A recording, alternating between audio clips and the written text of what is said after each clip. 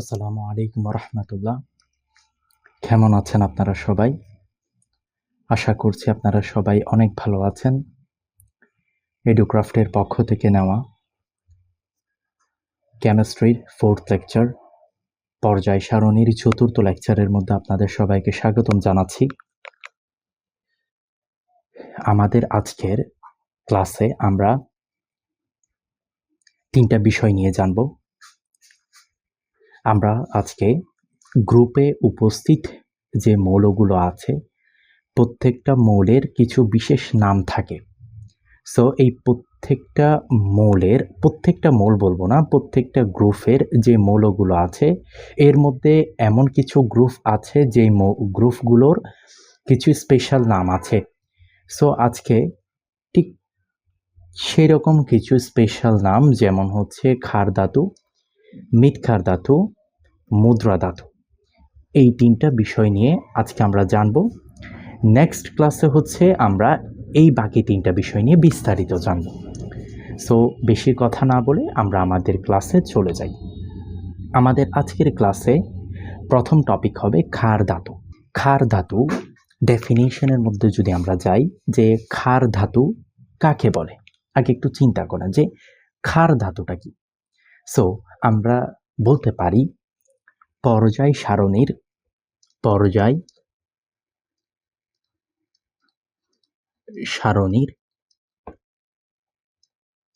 Group 1 এ অবস্থানরত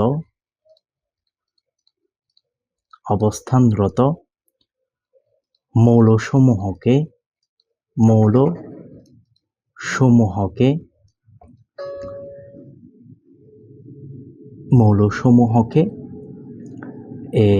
hydrogen ব্যতীত ক্ষার ধাতু বলা হয়। তাহলে পর্যায় সারণীর গ্রুপ 1 এর মধ্যে অবস্থানরত মৌলসমূহকে, গ্রুপ 1 এর মধ্যে যে মৌলগুলো আছে এই মৌলগুলোর মধ্যে হাইড্রোজেন ছাড়া বাকি যেই মৌলগুলো আছে এই মৌলগুলোকে ক্ষার ধাতু বলা হয়। এখন আমি কিছু ক্ষার ধাতুর এক্সাম্পল দিই। ক্ষার ধাতুর এক্সাম্পলের মধ্যে আছে lithium, sodium, potassium, rubidium, caesium এবং হচ্ছে ফ্রান্সিয়াম। এগুলো কিভাবে মনে রাখবেন? এগুলো মনে রাখার উপায় হচ্ছে লিনাকে রবি ছেঁচে ফেলেছে। এখন এইখানের মধ্যে লিনা দিয়ে আপনি হচ্ছে লিথিয়াম মনে রাখবেন, কে দিয়ে আপনি পটাশিয়াম মনে রাখবেন, রুবি দিয়ে আর বি মনে রাখবেন, এখানে না দিয়ে সোডিয়াম মনে রাখবেন, রুবি দিয়ে রুবিডিয়াম মনে রাখবেন, সিএস দিয়ে মানে হচ্ছে ছেঁচে দিয়ে সিজিয়াম মনে রাখবেন এবং ফেলেছে দিয়ে হচ্ছে আপনি ফ্রান্সিয়াম মনে রাখবেন। এটা হচ্ছে আপনার ক্ষার ধাতুসমূহ মনে রাখার ট্রিক্স। এখন আমাদের মনে প্রশ্ন জাগে যে এই মৌলগুলোকে ক্ষার ধাতু কেন বলা হয়।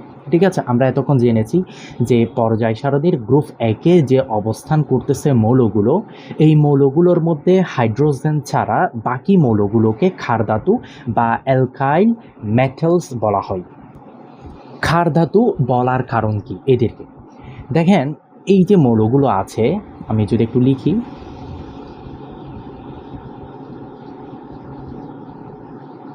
ক্ষার ধাতু বলার কারণ। সো ক্ষার ধাতু বলার কারণ হচ্ছে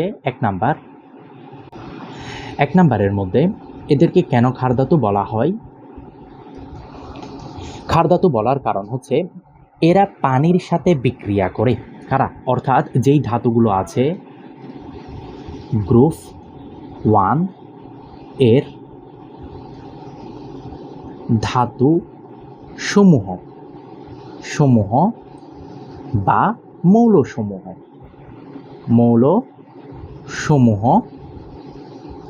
হাইড্রোজেন ছাড়া। ঠিক আছে, তাহলে গ্রুপ 1-এর মৌলসমূহ পানির সাথে বিক্রিয়া করে পানির সাথে বিক্রিয়া করে ধাতব অক্সাইড তৈরি করে। কি তৈরি করে? ধাতব অক্সাইড তৈরি করে। ঠিক আছে, সেই জন্য এই মৌলগুলোকে ক্ষার ধাতু বলা হয়। যেমন আমি যদি বলি, আমাদের হচ্ছে একটা ক্ষার ধাতু পর্যায় সারণী গ্রুপ 1-এর মৌল হচ্ছে সোডিয়াম। এই সোডিয়ামকে আমি যখন পানির সাথে রিয়্যাক্ট করব, এখানে আমার থেকে আর কিছু তৈরি হোক না হোক ভাই, চোখ বন্ধ করে সোডিয়াম হাইড্রোক্সাইড তৈরি হবে। ঠিক আছে, সোডিয়াম হাইড্রোক্সাইড তৈরি হবে। এখন এই সোডিয়াম হাইড্রোক্সাইডটাকে যদি আমি একটু ব্যালেন্স করতে যাই, এখানে আমার হাইড্রোজেন আছে কয়টা? একটা, এখানে আছে দুইটা। দেন তার অক্সিজেন আছে কয়টা? একটা, এখানে আছে একটা। সোডিয়াম আছে একটা। তাহলে এখানে যদি আমি ব্যালেন্স করতে যাই, আমি যদি এখানে 2 দিই, হাইড্রোজেন হয়ে গেল দুইটা, অক্সিজেন এখন দুইটা হয়ে গেছে। ঠিক আছে, সো আমি এখানে সোডিয়ামে দিলাম কয়টা? দুইটা। এখন দেন তারপর হচ্ছে প্লাস হচ্ছে আমি এখানে একটা অতিরিক্ত যে হাইড্রোজেন আছে, এটা হচ্ছে আমার বাষ্পাকারে বের হয়ে যাবে। সো এখন এইখানের মধ্যে এটা হচ্ছে দেখেন এই বিক্রিয়াটা, অর্থাৎ এটা হচ্ছে গ্রুপ 1-এর মৌল, এটার সাথে হচ্ছে আমি হাইড্রোজেন অর্থাৎ পানিকে আমি কি করালাম? বিক্রিয়া করালাম। পানির সাথে এটার যখন আমি বিক্রিয়া করাইছি, তখন হচ্ছে আমার সোডিয়াম হাইড্রোক্সাইড হয়েছে, এবং এই সোডিয়াম হাইড্রোক্সাইডটা হচ্ছে এটা ধাতব হাইড্রোক্সাইড। ধাতব হাইড্রোক্সাইড বা ধাতব, সরি ফর দ্যাট, আমি এখানে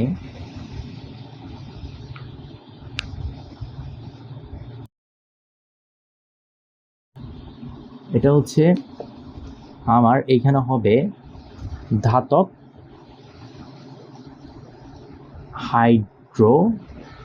হাইড্রোক্সাইড। ঠিক আছে, সো এইখানে এটা হচ্ছে আমার ধাতব হাইড্রোক্সাইড।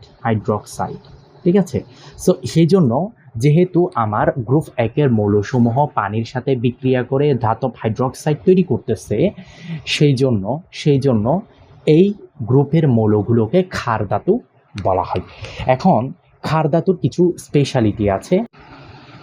ক্ষার ধাতু যেগুলো আছে, এই ক্ষার ধাতুর ইলেকট্রন বিন্যাস যদি আমি একটু লিখি, সোডিয়ামের একটু ইলেকট্রন বিন্যাসটা যদি ভালো করে খেয়াল করি, দেখেন 1s2 2s2 2p6 3s 1।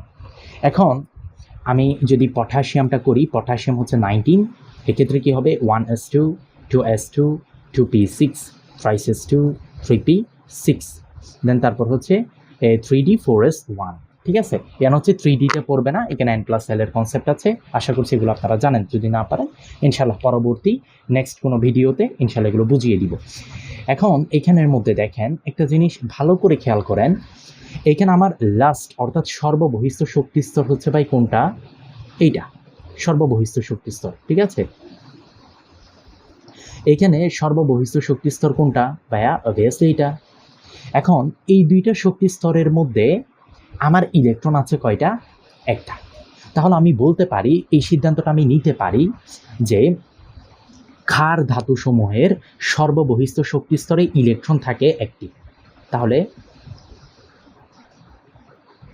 সর্ববহিস্থ শক্তিস্তরে electron সংখ্যা একটি। ঠিক আছে, ওকে। দ্বিতীয় নাম্বার যেটা আমাদের থেকে বুঝতে হবে, এটা হচ্ছে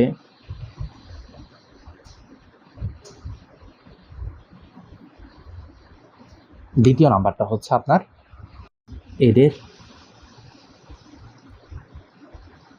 জারণ অবস্থা +1। ঠিক আছে, কারণ হচ্ছে এরা সর্ববহিস্থ শক্তিস্তরে ইলেকট্রন আছে একটা, তাদের থেকে যদি আমরা একটা ইলেকট্রন নিয়ে ফেলি, তারা তাদের নিকটস্থ নিষ্ক্রিয় গ্যাস এর অবস্থান লাভ করে, এতে তারা স্থিতিশীলতা অর্জন করে। সেই জন্য তারা সব সময় চায় একটা ইলেকট্রন ছেড়ে দেওয়ার জন্য, তাই এদের জারণ অবস্থা হবে +1। দেন এদের হচ্ছে আয়ন, এদের যে আয়নগুলো থাকে, আয়নের অবস্থা আয়নের অবস্থা, আয়নের অবস্থা হচ্ছে যেমন সোডিয়াম আয়নের অবস্থা কত? সোডিয়াম আয়নের অবস্থা হচ্ছে সোডিয়াম প্লাস, পটাশিয়ামের ক্ষেত্রে পটাশিয়াম প্লাস, অর্থাৎ জাস্ট শুধুমাত্র প্লাস আকারে থাকে, সোডিয়ামের এরকম প্লাস আকারে থাকে। সো এটাই হচ্ছে আপনার ক্ষার ধাতু নিয়ে মোটামুটি কথাবার্তা। আশা করছি আপনারা ক্ষার ধাতু নিয়ে বুঝতে পেরেছেন, আর কোনো অসুবিধা আপনাদের নাই। এখন হচ্ছে আমরা আমাদের পরবর্তী টপিকে চলে যাই। পরবর্তী টপিকের মধ্যে আমরা যেটা পড়বো এটা হচ্ছে মৃৎ ক্ষার ধাতু। কি পড়বো? মৃৎ ক্ষার ধাতু।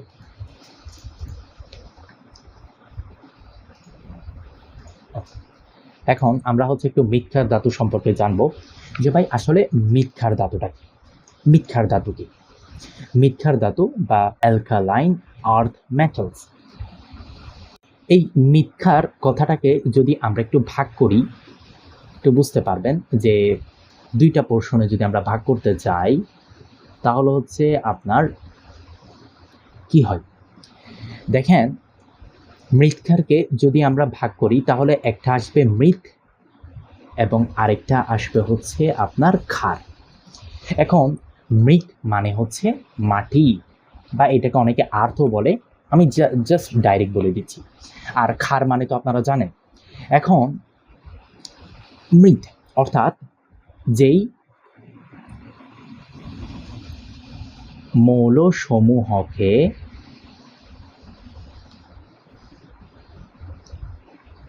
মাটিতে পাওয়া যায়। দেন ক্ষার হচ্ছে, মানে ক্ষার বলতে কি, অর্থাৎ ওই সমস্ত অক্সাইড বা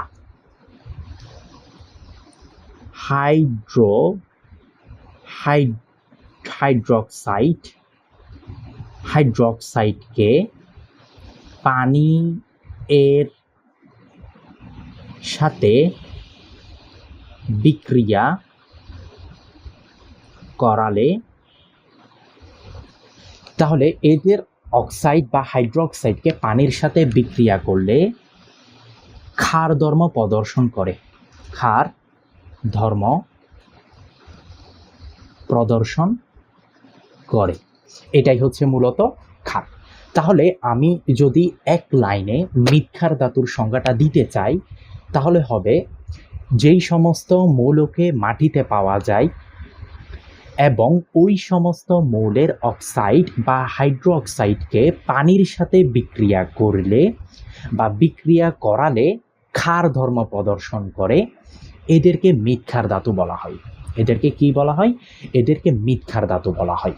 তাহলে মৃৎ ক্ষার ধাতুর জন্য এক নাম্বার, এদেরকে মাটি থেকে পাওয়া লাগবে, অর্থাৎ এরা মাটিতে খনিজ হিসেবে থাকে। দুই নাম্বার হচ্ছে এই মৌলগুলোর অক্সাইড বা হাইড্রোক্সাইডকে যদি আমি পানির সাথে বিক্রিয়া করাই তাহলে হচ্ছে এরা ক্ষার ধর্ম প্রদর্শন করবে। আমি একটা এক্সাম্পল দিই, আপনারা বুঝতে পারবেন। যেমন আমি একটা নিলাম ক্যালসিয়ামের একটা অক্সাইড নিলাম, ক্যালসিয়াম না, একটা কপার নেই, কপারের একটা অক্সাইড হচ্ছে কপার অক্সাইড। ঠিক আছে, একটু ক্লিনভাবে লিখি।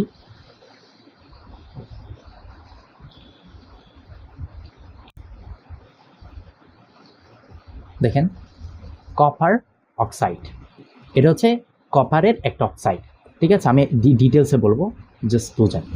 কপার অক্সাইড এর সাথে আমি পানির রিয়েকশন করানো, এই রিয়েকশনটার কারণে কি হবে, এই অক্সাইডটা আপনার কি হয়ে যাবে, কপার CuOH2 হয়ে যাবে। আমি কি বোঝাতে পারলাম? এটা হচ্ছে কি একটা ক্ষার, একটা কি ক্ষার, বোঝাতে পারলাম? তাহলে এটাই হচ্ছে আপনার মূল কথাবার্তা। এখন আসেন পর্যায় সারণীর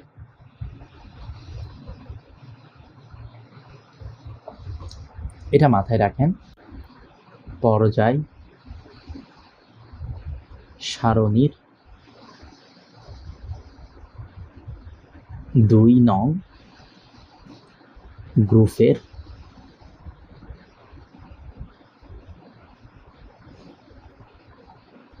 মৌলসমূহকে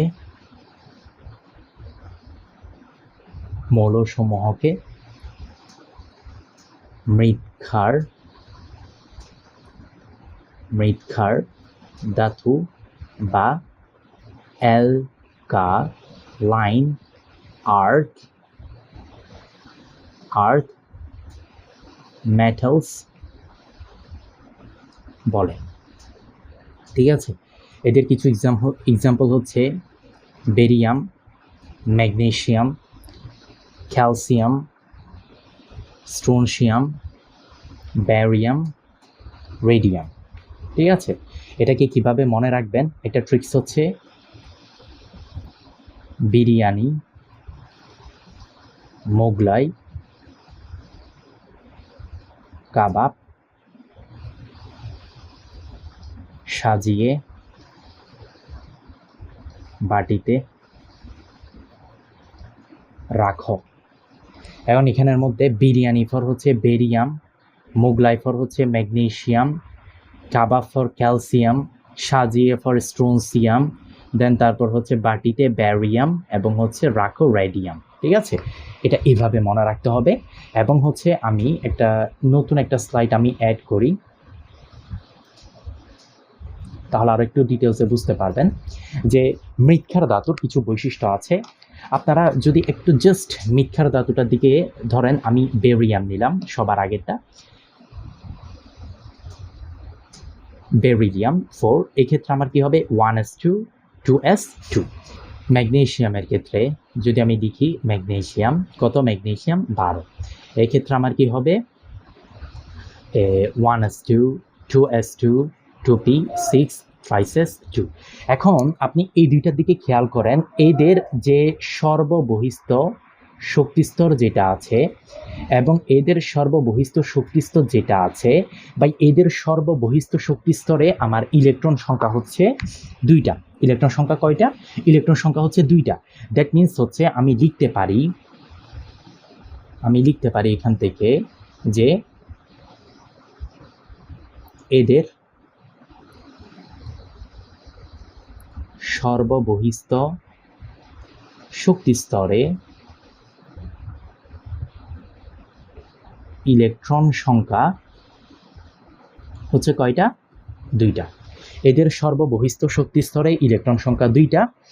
এবং আরও একটা জিনিস আমি বলতে পারি যে এদের জারণ অবস্থা একটু ভালো করে চিন্তা করেন। এদের জারণ অবস্থা +2। এদের জারণ অবস্থা কত? এদের জারণ অবস্থা হচ্ছে +2। সো আমরা আশা করছি এই গ্রুপের মধ্যে এগুলো যদি আমরা একটু মাথায় রাখতে পারি, ইনশাল্লাহ মোটামুটি মৃৎক্ষার ধাতু নিয়ে আপনাদের আর কিছু চিন্তা করতে হবে না, এগুলো থেকে পরীক্ষায় প্রশ্ন চলে আসবে। দেন আমরা হচ্ছে আরেকটু ক্ষার ধাতু নিয়ে কিছু একটা জিনিস কিছু কথা অ্যাড করতে চাই। এটা হচ্ছে আমরা একটু ক্ষার ধাতুর কনসেপ্টটার মধ্যে গেলে আমি আপনাদেরকে আরেকটু ভালো করে বোঝাতে পারবো। এটা হচ্ছে দেখেন, ক্ষার ধাতুর মধ্যে একটু দেখলে বোঝা যায়, এখানে lithium, sodium, potassium, rubidium, caesium, francium. একটা জিনিস মাথায় মধ্যে একেবারে সেট করে রাখেন যে ক্ষার ধাতু যেগুলো আছে, অর্থাৎ গ্রুপ 1-এর মৌলগুলো হচ্ছে অত্যন্ত সক্রিয়। কি? গ্রুপ 1-এর মৌলগুলো অত্যন্ত সক্রিয়। এরা অত্যন্ত সক্রিয় হওয়ার কারণে এই মৌলগুলোকে প্রকৃতিতে খোলা অবস্থায় রাখা যায় না। হ্যাঁ, এখন আপনি বলতে পারেন যে স্যার তাহলে তো আপনার সোডিয়াম ক্লোরাইড কেমনে আছে? না, সোডিয়াম ক্লোরাইড হচ্ছে একটা যৌগ, সোডিয়ামটা কিন্তু আলাদা নাই। ঠিক আছে, এটা সোডিয়ামটা যৌগ আকারে থাকতে পারে, কোনো অসুবিধা নাই।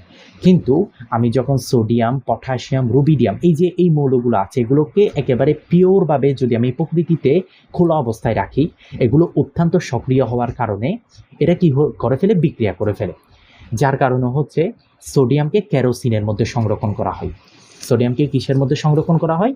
সোডিয়ামকে কেরোসিনের মধ্যে সংরক্ষণ করা হয়। ঠিক আছে, যাব পরবর্তী টপিক, মুদ্রা ধাতু। দেখেন, মুদ্রা ধাতু অবশ্যই এখানের মধ্যে মুদ্রা কথাটা আছে। দ্যাট মিনস হচ্ছে প্রাচীনকাল থেকে এই গ্রুপের মৌলগুলোকে মুদ্রা হিসেবে ইউজ করা হয়। প্রাচীন কাল থেকে এই গ্রুপের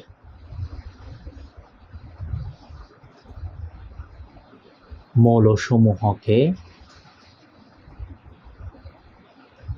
মুদ্রা হিসেবে ইউজ করা হয়। ঠিক আছে, এখন মুদ্রা ধাতুর মধ্যে 1 নাম্বার হচ্ছে 11তম গ্রুপের ধাতু, তাহলে হচ্ছে এটার গ্রুপ নাম্বার কত? এটার গ্রুপ নাম্বার হচ্ছে 11, অর্থাৎ 11 নাম্বার গ্রুপের মৌলগুলোকে মুদ্রা ধাতু বলে। 11 নাম্বার গ্রুপের মৌলগুলোকে মুদ্রা ধাতু বলা হয়। এই মুদ্রা ধাতুগুলো হচ্ছে আপনার কপার, সিলভার এবং হচ্ছে আয়রন বা গোল্ড। ঠিক আছে, কপার, সিলভার, গোল্ড, এই তিনটাকে হচ্ছে আপনার কি বলা হয়? এই তিনটাকে হচ্ছে মুদ্রা ধাতু বলা হয়। আশা করছি আপনারা এই তিনটা বিষয় ভালো করে বুঝতে পেরেছেন। আপনি যদি এই বিষয়গুলো একটু ভালো করে খুঁটিয়ে পড়াশোনা করেন, ইনশাআল্লাহ এই তিনটা টপিক থেকে, অর্থাৎ মুদ্রা ধাতু, মিথ্যার ধাতু এবং ক্ষার ধাতু, এইগুলো নিয়ে ইনশাআল্লাহ আপনাদের কোনো প্রবলেম থাকার কথা না। সো যদি তারপরও কোনো প্রবলেম থেকে থাকে বা আপনাদের নেক্সট কোনো টপিক নিয়ে যদি ক্লাসের দরকার হয়, আমাকে কমেন্টে জানাবেন। ইনশাআল্লাহ বেস্ট একটা আউটপুট দিয়ে আপনাদের জন্য আপনাদের ডিমান্ড অনুযায়ী ক্লাসটা গোছানোর ট্রাই করব, এবং আমাদের পরবর্তী ক্লাসে আমরা হ্যালোজেন, নিষ্ক্রিয় গ্যাস এবং অবস্থান্তর মৌল নিয়ে বিস্তারিত জানার চেষ্টা করব। ততক্ষণ পর্যন্ত ভালো থাকেন, সুস্থ থাকেন, এবং পরবর্তী ক্লাস দেখার জন্য আমন্ত্রণ করলাম। আসসালামু আলাইকুম ওয়া রাহমাতুল্লাহ।